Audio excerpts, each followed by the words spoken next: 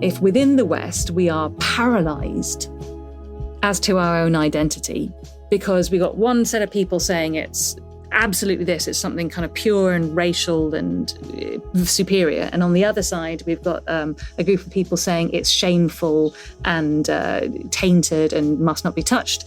And if we cannot reclaim it and find something that we can all be proud of in it, then the West is going to be in a lot of trouble. It needs to coalesce, it needs to come together, and we need to figure out what we are if we're going to find our place in this changing global order that is reshifting all around us right now. That was Nisha McSweeney, author of The West, A New History in 14 Lives. And I'm John Lee. And I'm Martin Nutty, and welcome to another episode of Irish Stew, the podcast for the global Irish nation. This episode of Irish Stew is sponsored by the Irish Heritage Tree Program. Celebrate your Irish roots by planting native trees for family and friends in the beautiful Golden Vale of Ireland. Go to irishheritagetree.com and use the exclusive discount code today. It's IrishStew10 for 10% off. That code again is IrishStew and the numeral 10. Keep the heritage of Ireland green and growing by going to irishheritagetree.com. Well, welcome back to Irish Stew. Looking forward to a conversation that's going to take us around the globe in ways we've never gone before, and also take us back through history probably farther than we've gone before. Martin, what do we have in store today? John, good to be back on the podcast, and I'm delighted that we have Nisha McSweeney with us. Nisha is a professor at the University of Vienna in the Institute of Archaeology. Her academic work focuses on the world of the ancient Greeks, specifically in the country we now call modern-day Turkey. Prior to her current posting, she studied at the universities of Cambridge and London before going on to become a professor at the University of Leicester. Professor McSweeney is a Philip Leverhulme Prize recipient, and her current work on migration and the making of the ancient Greek world, aka Mi'kmaq, has been facilitated by the award of an ERC Consolidator grant. In 2023, following a number of publications focused on the ancient Greeks, Nisha decided to cast her net wider by authoring The West, subtitled A New History of an Old Idea. And that book is published by Dutton, which is an imprint of Penguin Random House. And with all that, I would like to say, welcome, Nisha McSweeney. Oh, thank you very much, Martin. Thank you very much, John. It is lovely to be here. So, I'm going to kick this off. You're in Vienna now. You were in Leicester. So, what made you leave the curry capital of the UK? Was it the Linzer tort, or, there's some pretty nice pastries in Vienna, as I understand it. Absolutely. I think it is worth moving to Vienna purely for the pastries and the Wiener Schnitzel. And don't forget the beer. The beer is fantastic. No, I was lucky enough to get the chance to work in Vienna, partly because they have a very strong tradition of working on the ancient Greek world, especially in Anatolia, or as you say, the modern day country of Turkey. They have digs which go back lasting over 100 years. So there's a long history of the Viennese, especially, but the Austrians more generally, working in the Eastern Mediterranean as archaeologists. And so when a job came up in the kind of storied halls of the University of Vienna, I jumped at the opportunity and applied. And I was lucky enough to be offered the job. I'm just curious, the complications of working in Vienna. I would assume there's an expectation of being bilingual. So do you have to deliver lectures in both German or English, or how exactly does this work? The university is pretty flexible. They're very keen to internationalize and attract students from all over the world. So they are keen in having a lot more courses in English. So there's no problem delivering courses in English. Although I am trying to learn German, and last year I managed to deliver my first course in German, so I'm getting there. I do think it's very important to speak the language of a country that you're living and working in. So my German is far from perfect, but it's inching its way along bit by bit. I kind of wonder if being able to speak German, since the father, sometimes considered the father of modern archaeology, Heinrich Schliemann, obviously of German origins. Some people, I think, nowadays would consider him to be an archaeological vandal, but I imagine there's all sorts of research notes from him and his contemporaries, that might be worth, looking at in their original condition. Yeah, absolutely. Not just Schliemann, who was, I agree, a little bit of a vandal, did some amazing things for archaeology, but was a bit of a cowboy as well, stealing some things and hiding them away, but and blowing other things up. But there's a huge history of fantastic German archaeology in the Mediterranean. Another man who's often thought of as the father of classical archaeology specifically is a guy called Joachim Winckelmann, who was the first to classify the sculptural styles in our discipline, and he's left a fantastic legacy. So it's pretty important for any serious classical archaeologist to at least have a working reading knowledge of German. Speaking is another thing. Having a chat over a glass of wine is another thing. But at least if you can work your way through a book with a dictionary beside you, I think that's pretty important. Nisha was it's come up on the show a few times here, but I was an art history major in college. And as I looked to the possibility of pursuing that academically, I was told you have to learn German. And that seemed to be the breaking point for me to seriously pursue art history. Changing tack a little bit here and focusing learn more about you personally. Your book actually begins with in your introduction, Origins Matter. And this is the point in the Irish Stew episode where Martin usually asks for the origin story. It's the beginning point for almost everything we do on Irish Stew. So let's find out about you, your background, your Irish connections, and what you carry on from your origins into your world today. You're absolutely right. Like, I put this at the beginning of the book, so I should expect to answer questions on it. And of course, I've listened to your other podcast. I've really, really enjoyed following Irish Stew. And part of the joy of following Irish Stew is to hear the stories of the origin stories of so many people in the diaspora. So I am also from the Irish diaspora. My father is from Cork City. He grew up in Sunday's Well. He found his way to the metropolis of London as a young man, where he met my mother, who is Malaysian Chinese. She found her way to the metropolis of London working as a nurse. And the two of them met in a seedy bar in Earl's Court over a couple of pints, and they decided that, from two ends of what was the British Empire, they decided that this was the place that they were going to meet and settle and raise a family. So my sister and I were born in London. We lived partly in Malaysia for a while and partly in Qatar for a while, and then returned to London, where I grew up mostly. And we've talked to some folks about the experience of having an Irish background in England in general. We talked to an author in Liverpool, and in being Irish in London, being different than being Irish in some other part of England. What was your experience being both Irish in England and Chinese Malaysian background as well? Now that's what I call a stew, man. That's the Irish stew we're looking for. Stew. Oh, the worst thing is the best thing is I'm married to a Maltese man, so our kids are even more mixed. And I did listen to your podcast episode with the ambassador from Malta, which was really, really interesting. So growing up in London specifically, there is a really vibrant Irish community in London, and it was a really important part of us growing up. Going regularly to the Irish Centre for music sessions in particular. My dad still is a very keen musician, and so we grew up playing the fiddle and learning in a traditional manner as well. So we'd go every week to the Hammersmith Irish Centre.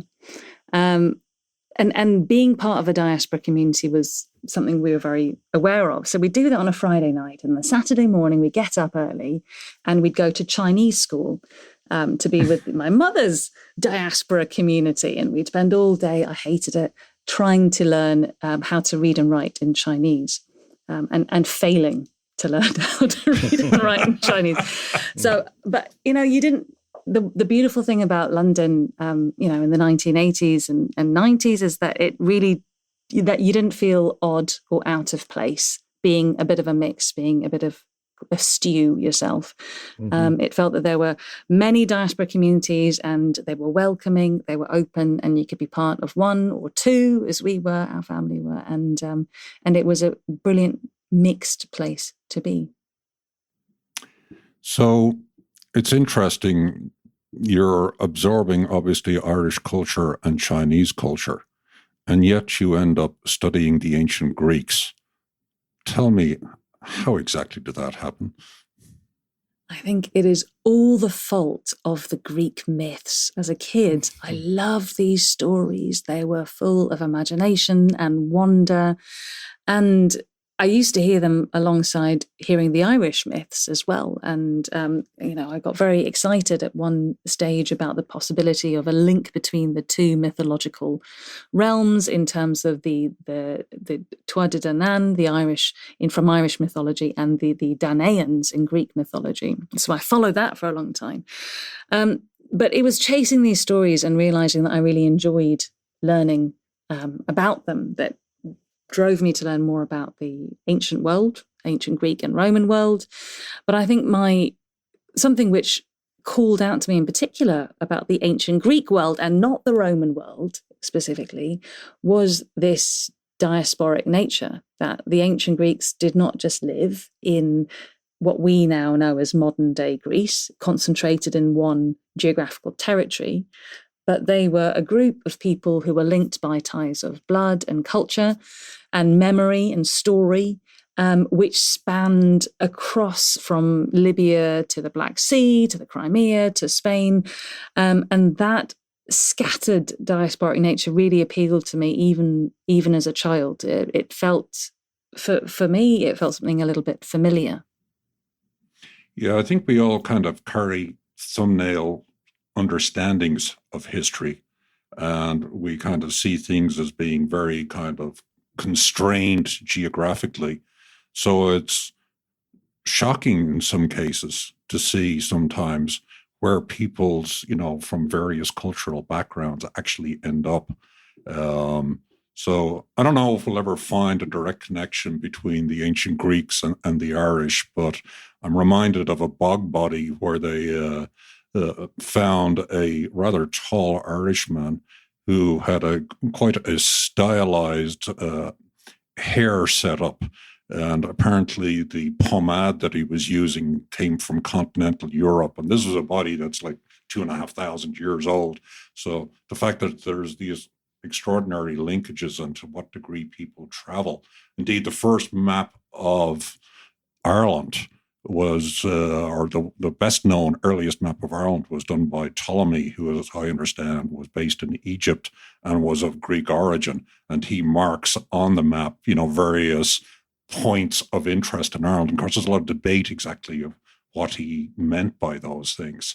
So clearly, even in the world of, the Greek diaspora, they were actually paying attention to Ireland, which I find fascinating. But I kind of want to switch forward a little bit and tell us a little bit. You went to Cambridge as an undergrad, and then you went to the University of London, I believe, to get your master's degree, and then back to Cambridge again to get your PhD. And after that, there's now what? Okay, because you have to make a decision. First of all, let me just go here. Studying the ancient Greeks is certainly not a way towards wealth. Was there parental disappointment that you didn't choose to use your brain power somewhere else? Oh, definitely, definitely. And I think anyone who's been a student in the humanities, I mean, John, you might have experienced this too. People do ask you, what are you going to do with this? Is this useless? What's the point? And my mother, especially kind of good Chinese tiger mum that she is, was very much like that. She was hoping I'd be one of the three, useful professions in her mind. So either a doctor, lawyer, or an engineer. And I was failing miserably to be any of those. It was terrible. But I was lucky enough to fall into gainful employment. And so she was happy as long as I was making a living and getting by. And actually I thought I wanted to leave academia for a bit. So I spent a year working in policy research, focusing on economic development in post-conflict countries. So I worked with a think tank, and we worked a bit in Nepal and a bit in Kosovo. And the idea was that it used some of the experience I'd gained in my PhD, because I'd looked at cultural interaction and cultural conflicts and cultural reconciliations as well in the ancient world. And so I was able to draw a little bit on some of the theoretical elements of that to work in a more modern context. So I had about just over a year of that, which was absolutely fascinating and wonderful. But I was lucky enough to get the chance to go back into academia and work on the ancient world again. And at that point, I thought it seemed very appealing, having tasted the real world a little bit. I felt it was very appealing to get back into the ivory tower. So I was seduced back into academia to be a research fellow. What were some of your early experiences when you came back into the fold? What kind of things were you working on? So I came back again to work again on Greeks in Anatolia and interactions between Greek and indigenous Anatolian communities and populations. And I found that for me, the contrast was huge, because I'd spent a year being very used to fast deadlines, to having to write a report and turn it around very quickly, and people working very collaboratively, people co-authoring different bits and putting it together. And then coming back to the humanities, academia, suddenly everything took a lot longer and it was more relaxed, and the timescales were entirely different. Yeah, it was a great experience. Well, did it serve you well to have that little bit more of a deadline perspective, a mentality to kind of move things along and progress in your career? Perhaps, yeah. Perhaps I think it has been good for me to be a bit pragmatic about things, and to be able to do things fast and do what is necessary when not everything can be perfect. And I think that's maybe a bit of a problem that some of us academics have, perhaps all of us have, that we want to make everything perfect, and it's never going to be. So at some stage you have to know when to wrap it up. Well, Nisha, with the book that we're discussing, The West, you're kind of heading back out into the greater world, out of academia. Obviously, a very based on rigorous academic research, but you're opening up the topic more. It's a broader topic, and you're opening it up broadly to the world. What was some of the transition from moving from like an academic audience to us, to Martin and me here on Irish Stew and the people listening, to make your academic discoveries and your academic discussions accessible and useful to folks like us? I think, John, it comes back to this idea of origins mattering. And over time, I just realized that my entire professional raison d'etre was working in a discipline which functioned like a giant foundation myth. for the West, for Western civilization. This idea of ancient Greece and ancient Rome being the origins, being the bedrock, being the foundation of what Western culture fundamentally is. This was something that I'd see it in the brochures that we were handing out to prospective students or on websites advertising our degrees. Come and study, you'll study the beginning. So it was something that, it was a narrative that we were buying into, that we were absolutely part of. And then when I started to think about that a little bit more, especially as foundations and origins in the ancient world was something I was really focusing on, I really noticed that actually it was not always right. It was not always kind of factually accurate. And the inconvenient facts were sometimes being papered over or edited out to create this really strong narrative of Greece and Rome being the birthplace of the modern idea of the West. And over time, it really kind of came home to me in different ways, and I had kind of different Damascus moments when it kind of crystallized. And then one of which I mentioned in the introduction to the book, I spent a semester in Washington, D.C., working at the Center for Hellenic Studies there. And I was sitting one afternoon in the beautiful reading room of the Library of Congress and just thinking how lucky I was to be there. And it was fantastic. And I was trying to write. And I'm sure, we're all familiar with the moments when your brain isn't quite working. So you're looking at the ceiling and, your brain goes somewhere else momentarily. And I saw ranged up around on the ceiling above me around this dome were these life-size bronze statues.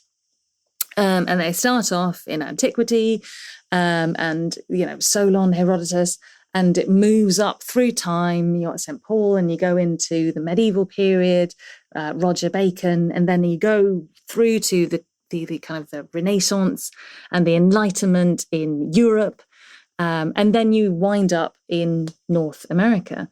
And it really, that was one of the moments where it just clicked into place in my head that this idea of a genealogy that starts in antiquity, starts in Greece and Rome, winds its way through Western and Central Europe, then crosses the Atlantic and gets to specifically North America. This idea of a kind of a cultural or intellectual genealogy, this underpins quite a lot of what we think of as the West, but it also underpinned everything I'd been doing professionally as a classicist or as classical archaeologist. This was what I was engaged in.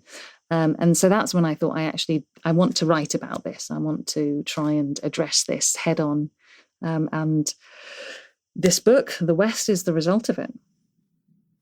So let me be a pain in the ass, okay? And simply be provocative and say, is the term the West just some lazy term, just about as useful as the word woke, which we see in a lot of our discussions right now? You're right, Martin, it is. It's a term which is about as useful as the word woke. And that is to say, it is as useful or as not useful as people want it to be. So it is useful as a term for putting up on a pedestal and celebrating, but it's also useful as a term to denigrate and to stamp on, if that's what you want to do. And I think there are people on different sides of the political spectrum who want to do both of those things, and so they on both sides of the spectrum they make quite a lot of this term, either as something to be celebrated or as something to be denigrated. Now, my worry is that if we leave terms like this to people on either end of the political spectrum, if we leave it to them entirely, they do become meaningless because they purely become things for celebration, unquestioned celebration or unquestioned denigration. So I think if there's a way for people in the center to perhaps reclaim these terms and invest them with some more substantial meaning, I think this would only be helpful, especially in the situation we find ourselves now with the political discourse, both in Europe and North America and Central and Southern America too, splintering into both extremes in a way which I at least find quite uncomfortable. So that kind of goes to another origin question about the genesis of this book. It's obviously the West. You're basically saying, saying the narrative, the traditional narrative, is flawed. So why now? Why remake? Are we trying to remake? Are you trying to remake the understanding of the West in a more accurate way? Is it, a worthwhile enterprise? I think it's definitely a worthwhile enterprise now. I think politically, we are in a moment where people don't seem to be talking to each other anymore. They're talking at each other or past each other. Wherever you lie in the political spectrum, I think most people would agree that that is a problem. And the West is one of those terms which, as you suggested, Martin, can be empty because it can be so divisive. So I think it's now is a really important time for people within the West, for us to start thinking about it so that we can help us to talk to each other better. But I also think now is important because we are facing a very changing global environment, geopolitical environment. We're certainly looking at the rise of Chinese power, and certainly since the war in Ukraine, Russian aggression. I wouldn't necessarily say Russian power, because I don't know how far that extends, but we definitely have the rise of Russian aggression and anti-Western rhetoric. We have the increase of tensions between the West and China, and some of the rhetoric around there is ramping up in quite a worrying way. And so I think at this moment, if within the West we are paralyzed as to our own identity, because we got one set of people saying it's absolutely this, it's something kind of pure and racial and superior. And on the other side, we've got a group of people saying it's shameful and tainted and must not be touched. And if we cannot reclaim it and find something that we can all be proud of in it, then the West is going to be in a lot of trouble. It needs to coalesce. It needs to kind of come together, and we need to figure out what we are if we're going to find our place in this changing global order that is kind of reshifting all around us right now. And throughout the book, that that's happening all the time, right? The reshifting, the reordering. Fascinated to see. My background in art history, I'm aware of different influences spreading from country to country. You pick up in artistic styles, but some of the level of interchange that was going on that you bring out in the book, I was unaware of. The evidence of Greek culture in sub-Saharan Africa, I found fascinating. And what you said about cultural genealogy and that idea of, trying to trace that unbroken, as you sometimes say, golden thread back through Rome, back through Greece. But I was really fascinated. It seems like all roads lead to Troy. Could you speak about the centrality of Troy in the ancient mind and, really continuing through to this day? It was not something I was really so aware of myself. Well, I think, John, I've got to start this with a disclaimer, because I think the centrality of Troy in this book is partly because I'm obsessed with it myself, and it's been a big focus of my own academic work. But I think as I tried to explain in the book that, the lens that you look at history, or the framework that you look, or wherever you choose to zoom in, is really subjective. And that, I will choose these 14 figures, but, John, you would have chosen a different 14 figures, and Martin, you'd choose a different, set of figures. And that's kind of part of the joy of history. So my choices are influenced by what I already know, my knowledge, and what I'm interested in. So that's partly why Troy is central to the book. But having said that, I want to own up to my own biases. But having said that, I also think that the story of the Trojan War has been really, really important ideologically as we look back through the centuries. And the way that people have given meaning to this myth has very much changed over time. So if we look at the original Homeric poems, the Iliad, and then later the Odyssey. They paint the Trojan War as a scene of tragedy, of conflict between families, people who are interrelated. Within a few centuries, in the time that Herodotus is writing, so that's the first chapter of my book, this myth gains a different meaning. It becomes a story which is thought about in terms of a clash of civilizations, about East versus West, Europe versus Asia. So it acquires a new significance. And then as we move into the Roman period, it loses that meaning altogether. The Romans believe that they are descended from refugee Trojans led by the Prince of Aeneas. And so for them, the myth of Troy becomes a way to think about interconnectedness, how different populations around the Mediterranean are actually all related. So they flip it, they give it the opposite meaning. And as we move through the Middle Ages, you have this is something I was very excited to learn about, these different groups of people, especially around Central and Northern Europe, who look back to Troy as their origin myth. And primarily, they're looking back to Troy, to the Trojan side of this equation. So they tend to think of themselves as descended from either refugee Trojans who fled the sack of Troy, or refugee Trojans who fled the sack of Troy, went to Rome, and then from Rome moved further up north into continental Europe. And we've got all these wonderful texts and chronicles, medieval chronicles, which talk about these at foundation stories. And I think for me, this was very counterintuitive because, you think about modern Europe today, most modern Europeans would say they're descended from Greece and Rome, not from, Turkey and Rome or Western Asia and Rome. The idea of having an Asian origin for a European cultural complex is a little bit at odds with our expectations. So I think that's quite important, that we think we acknowledge that it meant something very different in the medieval period to how it might mean today. And then as we move through time, I realized it was only in kind of a post-Renaissance phase, really, as we moved into kind of the mid 18th century, into the Enlightenment, that people actually started not associating themselves with the Trojans, but actually associating themselves with the Greek side of the conflict. And that's the point where it stops being Troy, Rome, Europe, it starts being Greece, Rome, Europe. And it's that moment of flipping the narrative again, that I think we have the invention of the West as a coherent, unitary geographic concept, distinct from the East and distinct from Asia.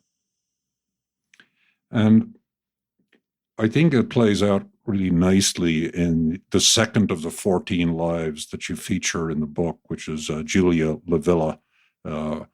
For our listeners that are maybe not too deep into the Roman thing, and I will admit to nerding out in high school by reading I, Claudius, Robert Graves, and becoming intimately familiar with the peculiarities of one family that dominated Rome.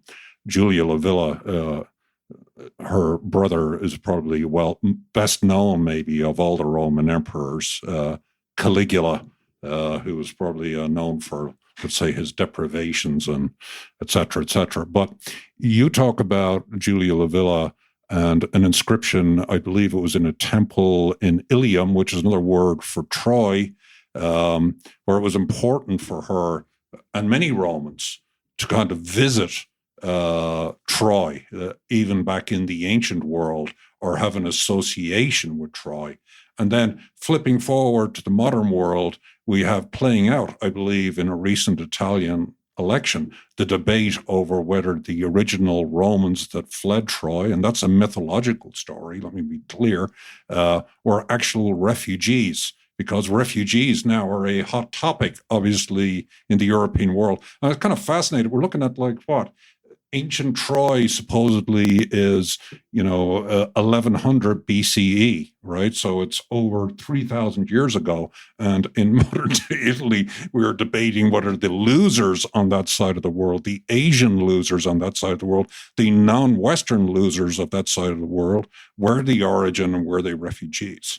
That's pretty provocative, to kind of, stick the knife in there, or people were using that to kind of upset the apple cart. I'm sympathetic to it personally, but that's my own political biases. Yeah, I think it does go to show how much these stories are still really important in the present day. And if we look into some of the rhetoric around the establishment of the European Union, and various different acts and treaties of the European Union, they often hark back to classical antiquity, and again to the Trojan myth, specifically the foundation of Rome from Troy, as being something that recurs and recurs again. I think only recently, when there was the post-Brexit treaty that reaffirmed European unity in the face of Brexit, that was signed in a room surrounded by wall frescoes depicting the foundation of Rome by people who had fled Troy, Aeneas and his warriors who had fled the sack of Troy. And that idea that this is where the beginnings of not just Italy, but a lot of the European project lie in this myth, it still echoes around us. I will admit, and of course, this whole story about the refugees, this is based on, I believe, on Ovid, and his epic poem, the Aeneid, which I actually read in my secondary school. And there's one phrase that I will always kind of still quote to people in Latin, is "Timeo Denos donos ferentes." I fear the Greeks when they bear gifts. So maybe that's a case of not being particularly fond of the Greeks and how untrustworthy they are. And maybe they shouldn't be the basis, of our cultural genealogy. But I'll trot that one out occasionally when I try to feel erudite, but everything else I have forgotten from that.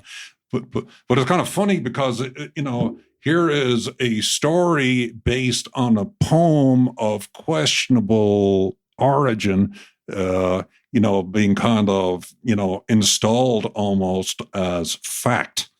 How comfortable are you with the notion of that story actually being factual? Because I certainly haven't. I don't think it really matters too much. I think all nations have stories about where they came from, and very few of them are perfectly factually accurate. I think even if they are factually accurate, what they often ignore some things or glide over some things or paper over some things. So they're never complete in their factual accuracy. So I think that is okay to a certain extent. I think it's probably better if it's entirely mythical and everyone knows it's entirely mythical than if it's not entirely mythical and then you try to claim that it's factually accurate. And I think stories are fine. Stories are important, actually. Stories are how we as humans construct who we are. And so I think it's very important to have stories. But I think it's better to acknowledge when they are just stories and they're mythical stories than to pretend that they're not, to pretend that they are historically accurate. Nisha, I was often looking at what you were saying through an American lens and also through an Irish lens. Now, I'm not Irish, but I'm very involved with Ireland, and I'm a reasonably well-informed outside viewer of Ireland. And in terms of America, I kept thinking of the mythology around the Civil War in America and where the kind of mythology may have had some value initially in sort of binding the fractured country together, and why that has completely outlived its purpose now, and the pain people have like with releasing themselves from that mythology. We're kind of playing that out in the United States now. In Ireland, Ireland's a country that had a relatively homogeneous population, and now is seeing a lot of immigration. And it's not always going smooth, and it's not always going great. And how do these people from extremely different cultural backgrounds join the country? And there were a few things that you said in the chapter on Herodotus that I found encouraging. There was Herodotus, Greek by blood, but just as much by shared speech, shared lifestyles. And there's another quote, and I can't remember it's from you or Herodotus or kind of a synopsis of an idea. A big part of being Greek was about doing Greek things in a Greek way. And in Ireland, I follow a Black African hurling player on social media. I saw a great story about there were Syrian sailors who were stuck in port during COVID, and they joined a Gaelic team in Northern Ireland. And we had our Indian novelist Kovri Madhavan sharing her perspectives. So there is a chance beyond bloodlines, which is another weird concept, to have people share a common culture like they did in Rome, like they did in other countries. They didn't all look alike, but there was a shared something that they absorbed and lived through. I agree, John. I think this is really important for many modern nations to be able to develop a sense of identity, national identity that isn't exclusively based on bloodlines. Now, I understand bloodlines are probably part of it for many nations, but I think that's where the United States of America has a wonderful ideology, which is not about bloodlines, which is about the American dream, or which is about certain ways of being or certain principles and values that should lie at the core of Americanness. I'm sorry, that's not a word, is it? Americanness. Sure it is. Now it is. Now it is. Brilliant. It is now. And it is, you're right, it's exciting to see Ireland doing something similar as well. That it being able to assimilate new people and to be open to migrants in different ways, that is really exciting. But there is actually, I think it's quite interesting, a difference between thinking about a shared history which has shaped a national character, and then the idea of shared origins as the ultimate point of that history. Now, I think modern Irish identity has been shaped a lot in opposition to British identity, and the origins of the Irish modern nation, of course, lie in the struggle for independence. That has, as you know, probably better than I do, that, that's been under debate. There's kind of revisionist schools of thought about that whole period now. And that's in a way marks Ireland shifting its identity to not solely or primarily defining itself in opposition to Britain, but seeing itself in a wider world, and that struggle for independence being a part of the national identity, but not perhaps such a big part as it used to be perhaps a generation or two ago.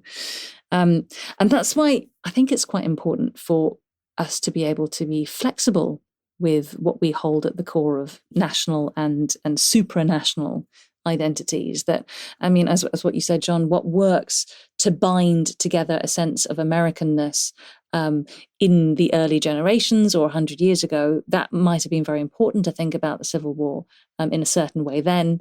But as the demography and the morality and the social mores of a country changes, it's important to rethink and reinterpret and to see different parts of history as being relevant. It's not that those parts of history weren't there before. They were all, all bits of American history were all there all the time. It's just right. Thinking which bits are the important bits that we want to push first, or that we want to put into textbooks for kids, or that we want to celebrate. So it's not about denying any bits of the past. I think it's about deciding which ones we want to spotlight. And society does change. And so therefore, the things that we choose to spotlight really should change along with it. Unfortunately, not always in the right direction, though, right? As we're seeing in parts of America where history is being whitewashed, let's say. Anyway, another discussion for another day. I'm going to jump in there, actually, because I think it is actually an important point. As you know, America is undergoing a struggle politically right now. Part of that conversation is a discussion around white culture. As an immigrant, I'm amused by this because I know in Europe, at least in my experience.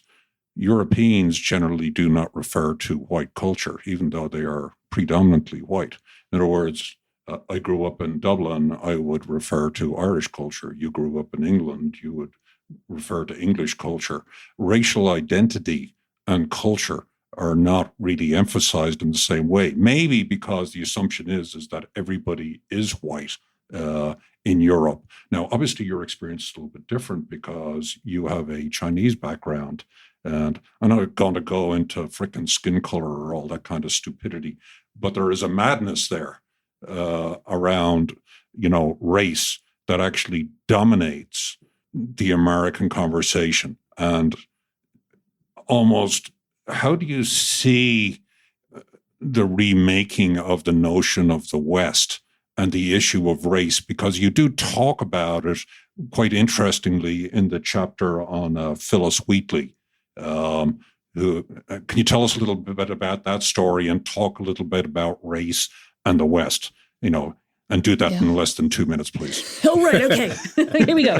This is back into the deadline world, Yeah, who's setting the timer? Tick, tick, tick. Yeah. So Phyllis Wheatley was this, fantastic story. When I found out about her, I knew I had to include her. So she was an enslaved African-American woman who was enslaved about the age of 8, but she lives in Boston right at the peak of kind of the Revolutionary War. And it turns out that she's got an incredible gift for languages and for poetry and literature. The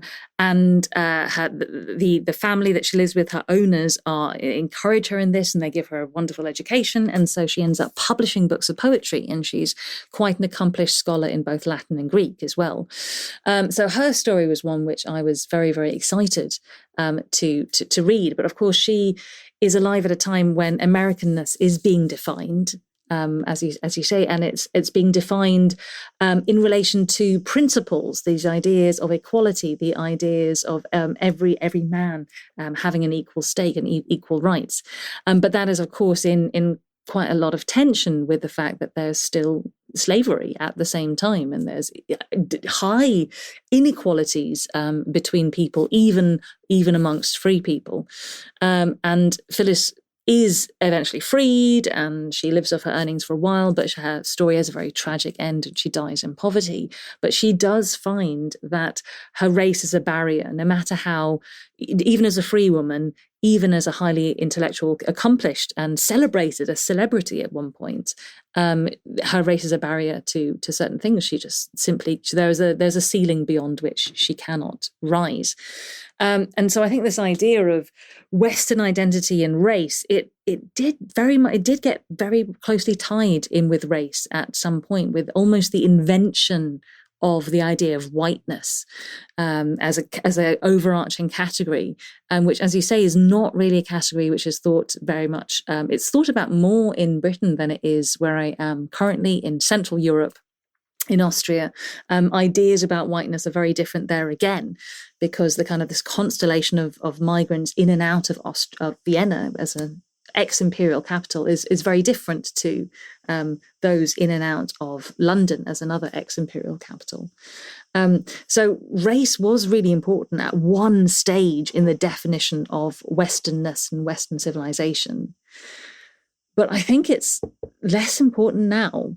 We have had pretty big demographic shifts over the last century and a half in and out of the West. And I think we have had pretty big shifts in the last 70 years in terms of what we think Western identity,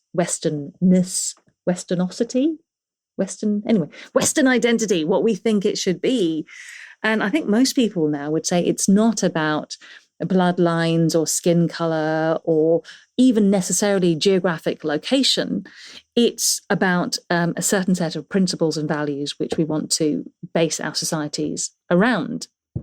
And those will be debatable. Different people will have different ones on their list, but I'm imagining that democracy, free speech, freedom of religious worship, some of these things will be absolutely core to what we think of as the West nowadays. So if we can kind of maybe shift to go back to that principles-based, value-based definition, and move away from some of these more racialized or genealogical or biological definitions, then, well, for me, I think that will set us up much better. I think that will fit the West in a much better way. I mean, the problem is that I have to be prepared to listen to people that I disagree with about this. Otherwise, if we don't do this in dialogue, if we don't do this by listening to people we disagree with and by engaging them in discussion, then we're never going to get anywhere. And I actually think that's one of the other things, which is that the cornerstone of Western identity historically is openness to new ideas, being able to discuss things, being able to question things. I think this has been absolutely crucial in the history of the West. And that is also another central principle that I would like to see a future Western identity focusing on. Nisha, this sounds like we are heading to a beautiful conclusion and a summary of your most important thoughts. We're going to move to our final section, but I have one just real quick question, a little epilogue here. Who ended up on the cutting room floor? What's the one character you wanted to, but ultimately you couldn't put in the book? Oh, I really, really wanted to write about a woman called Mary Fisher, who, she lives in the 18th century. She was a Yorkshire housemaid, but she discovered Quaker kind of a religious sensibility, and then she travels around the world trying to, spread her faith. And she meets the Ottoman Sultan. She ends up being in jail in the Caribbean. She has this incredible life. And I wanted to talk about her and how she saw the world around her from a very religious perspective. So I did want to think more about religion and its role in defining the West, but there really wasn't space. I felt that she had to go because some of what I was going to say with her overlapped with some of my other characters. So unfortunately, maybe she's for another time. Well, to me, it sounds like a novel. That might be your next forward. Really, or a movie. I think that could be. I think a movie. Several of these chapters, I thought, this is a movie. This is a movie coming out. We'll pursue that, but I could really see Mary there being the topic of a great novel. That's my closing thought. We have the segment coming up where our good friend Seamus Plug comes out and offers you a chance to tell our listeners more about things you're interested in, you'd like them to know more about. For my Seamus Plug, I feel like I've been talking very seriously for the last kind of 45 minutes or so. So my Seamus Plug is something a little bit more frivolous, I'm afraid. And it's something that I love. And I'm sure many people, especially in Ireland, know very well, but I'm not sure it's as well known in the wider Irish diaspora. And that is a particular brand of plates that they sell at Dunnes Stores. It's the Helen James Considered line. And I don't know who Helen James is, but she designed some fantastic plates. And so I've got a whole bunch of them. I had them shipped out to Vienna a couple of years ago. And they're just beautiful. And it reminds me why I love Dunnes Stores quite so much. Martin, remember to reach out to Dunnes Stores about a potential sponsorship after this. Brilliant. Yes, I'm sure we have some intrepid listeners, that will probably be able to give us chapter and verse on Helen James, her origins and significance in the world of ceramics. And of course, ceramics are obviously an extraordinarily important part of our understanding of the Greek world. And I feel privileged to have kind of spanned an extraordinary amount of history in this particular conversation.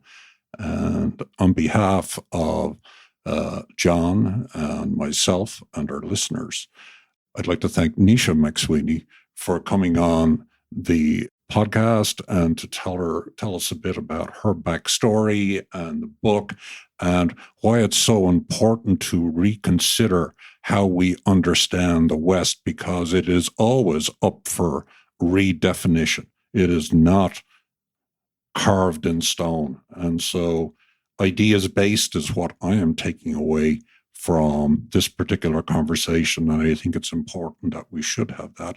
But I will leave our listeners to make their own judgment by strongly recommending reading Nisha McSweeney's book. It's called The West. It's history that talks about the lives of 14 different people, many of whom have not made their ways onto broader history. So it's a great opportunity to learn something new. And so with that very long closing statement, I'd like to say thank you so much, Nisha, for being with us. Thank you so much for having me. It's been an absolute pleasure. Lots of grist there, John, for the mill. I'm not sure exactly what grist is. Does it go into the Irish stew or not? Along with gristle. So what's the takeaway? We only covered 2,500 years of history here. Sure. Yeah, I'm kind of like thankful. That's sort of my takeaway. Nisha's, her world is academia. It could be perceived of as the ivory tower. And there's all levels of discussion and debate in academia that really never make their way out into the wider world. But there are some very, very important ideas in this book founded on her academic work. But she doesn't write this to academics. She writes this to us. And I think she's putting out into the world some very important ideas. And by putting these ideas out in the world, she's really giving them momentum to start changing the way we think about things in a very good way. Totally agree with that. The word that jumps out to me right now, which wasn't one which we used in the podcast, was permission. There is permission to redefine how we understand the West. It is not carved in stone. Indeed, to be a good citizen of the Western world, there is an obligation to redefine how we understand the West as being a shared-based set of ideas that brings the best forward from this 2,500 years to create a culture that is open and welcoming and ideas-based. Irish Stew is produced by John Lee, Martin Nutty, and Bill Schultz. Editing, mixing, and mastering by Bill Schultz. Music on Irish Stew was composed and performed by Rosa Nutty, with Donald Bowens on drums, Cathal O'Riordan on bass and synthesizer. For more on Rosa Nutty's music, please visit rosanutty.com.